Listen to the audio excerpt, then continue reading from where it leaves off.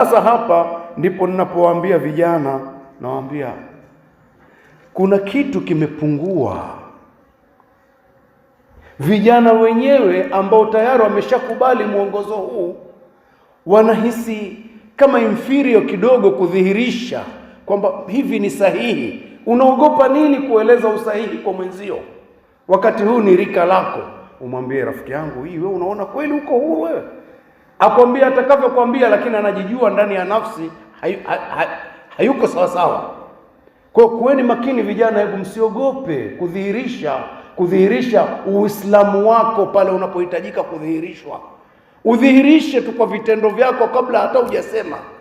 Isiwe wewe ndio unachukuliwa na wimbi. Ndipo pale Mtume sallallahu alaihi wasallam akahimiza hata rafiki wa kuchagua uwe naye, kwa sababu rafiki huwa ana tabia ya kufuata mwendo wa rafiki yake.